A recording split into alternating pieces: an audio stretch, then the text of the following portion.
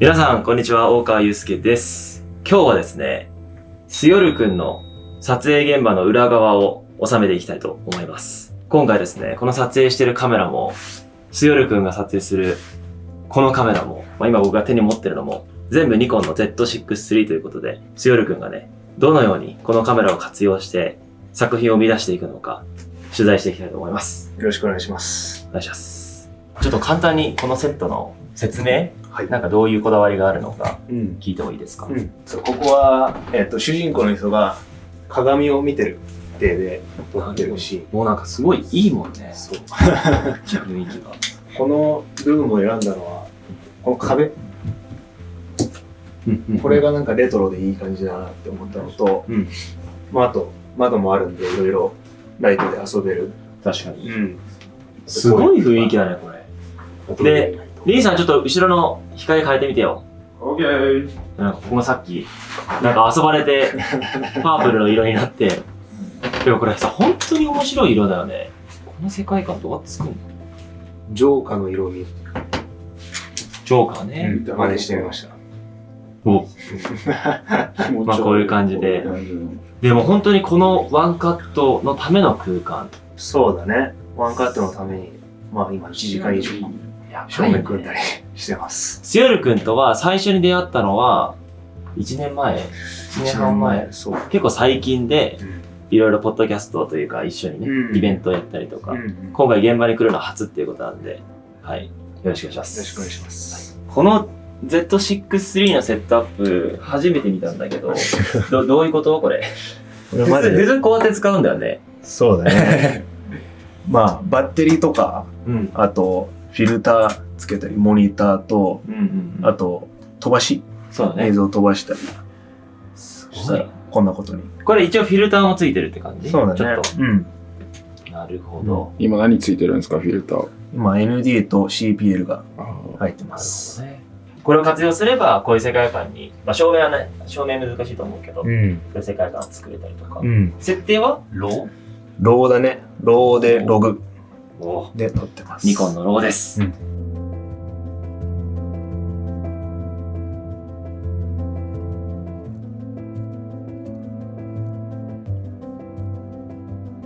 今、このお香とお父さんを一緒に写したくて、それが高さ的にちょっと難しく。ここを渡せないんですか？構図とか光とか、そう。バランスを見てるのか。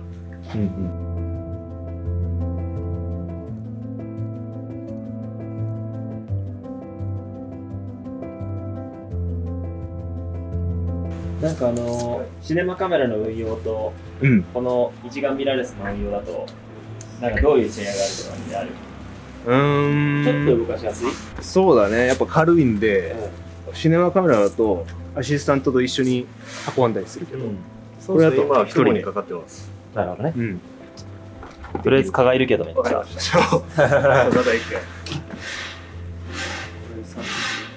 でもこの一眼ミラーレスでもこのセットアップは、なかなかレアだけど、ヘリウム 8K とかね持ってるよりはいいかもね。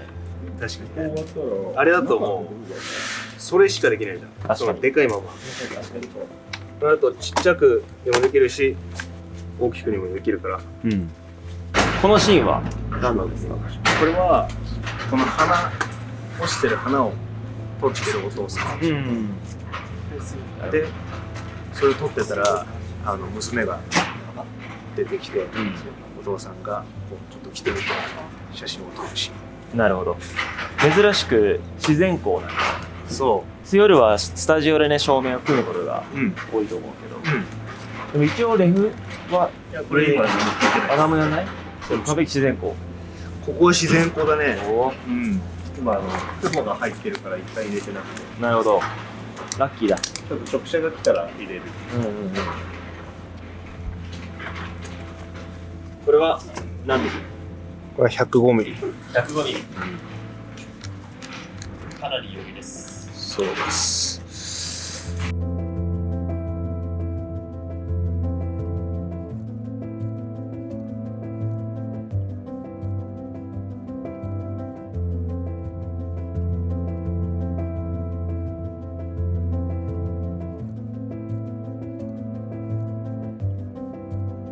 次はジンバル。次はジンバル。なかなか使わないけど俺は。なんで？次スローモで、スローモって言うんだね。そう。スローモって言うんだね。そう。ネイティブはスローモって言うの。そう。過去の回想シーンだから、ちょっとこう夢っぽい感じにしたくて、そう。だからスローモーションなんだね。スローモーションでこうブレのないジンバルで。2代目。2代目。こういう運用もできるのか。そう。1台はもう。1台はガチゴチのセットアップで、そこっちは軽快にジンバルと。う。だからいいんだよね、こういうちっちゃいカメラは。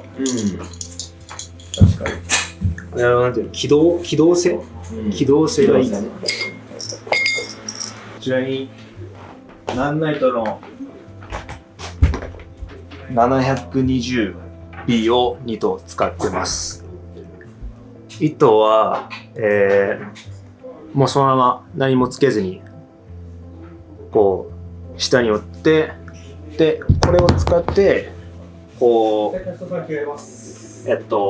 顔に当たらないように直接でこの辺に光を入れて、で実際顔に当たる光はこれで作ってます。これで、床に反射させてこうバウンスで顔に来るようにしてます。そうすることでちょっと夕日っぽい、時間帯の光を作って、でこっちにはこのライトを、これは天井に反射させて全体の、明るさを足してる感じですね。でまあ向きはこっちなんで光こっちから来て、こっちはちょっと影になってるから、まあ、コントラストのある絵作りをしてる感じです。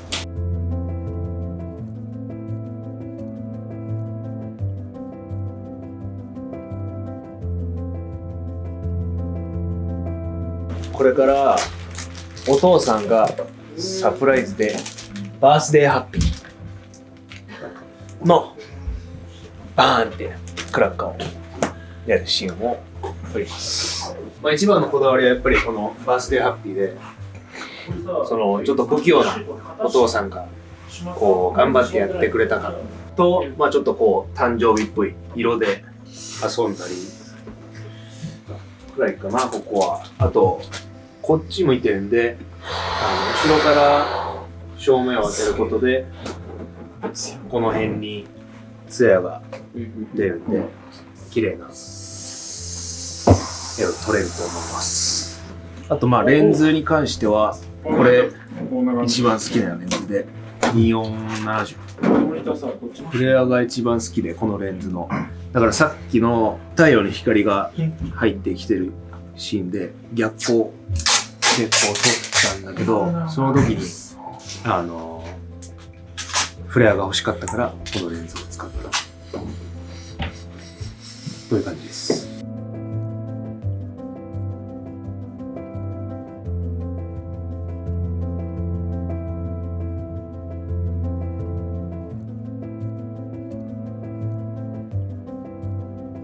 こっちでの撮影は終わったんで、次の場所に行きます。いや、借りたいかも。はい。強いね。ホワイトバランスって何にしてる？ホワイトバランスは今日一回も変えてないな。もう全部5500でローだからもう編集で全部変えれるんで。すげえなー、ニコ。よく動画で映ってるモデルのビクトリアが出演します。次のシーンはですね、ちょっと環境が変わってバーになったんだけど、僕もで向きをお客さんとして下にできて、リカもスタッフとバーテンダーとして水曜日も出演するっていうちょっとユニークな回です。ディレクターでもあり、裏側回してもいて出演もするっていうチームと言います。今日は水曜日の現場初めて密着したけど、やっぱ光、もちろんストーリーもそうなんだけど、で今 SNS でさ、短尺でどんどん作れる、誰もが簡単に作れるからこそ、このワンカットに 1,2 時間かけるっていうこの集中が感じられるね。すごいね。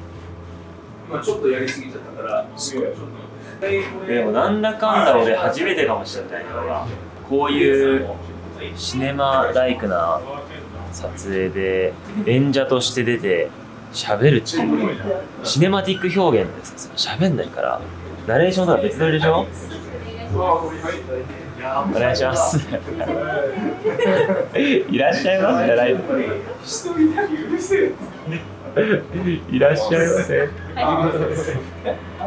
これってさ結構さ暗い気がするけどさ全然持つどうだとまあ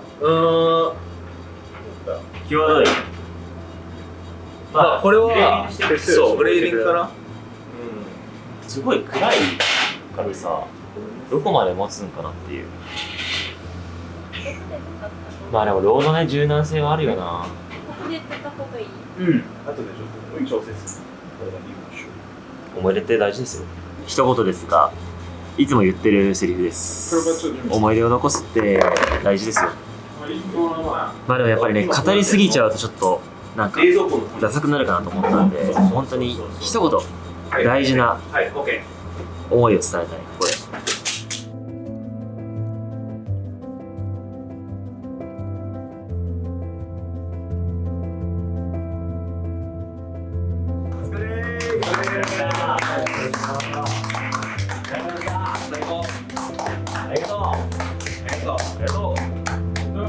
今回スヨルは2回目のニコンのプロモーションプロモーション2回目のそうですね。どうでした？いやーもうニコンはやっぱりこんなちっちゃいボディサイズでローも取れちゃうので、確かにねこれさ、俺らが動画始めた時は、まずローこのコンパクトさで撮れなかったな。全然取れなかったね。もうこれでいけちゃうからね。そうだね。そう考えるとすごいよね。もう撮れる絵はもうシネマカメラだから、まあ全く同じではもちろんないけど、まあロー撮れるからそれぐらい強いよね。これはローだけじゃなくてそのシネマカメラ同等のクオリティだけじゃなくて写真もいけちゃうじゃん実は。今回は全く撮ってないけど、全く撮ってないね。そこのなんかバランスも含めて、かなり面白いよね。だからさ今回さ、今これ空間ちょっと暗いけどさ、なんかそういうなんか絵の耐久性、要は1回目のねプロモーションの時にもカラーグレーディングだいぶしたと思うんだけど、それを1回目を経験して今回そのねプロモーションしてなんかどうだった？変わったこととかはある？意識したこととか。意識したことね。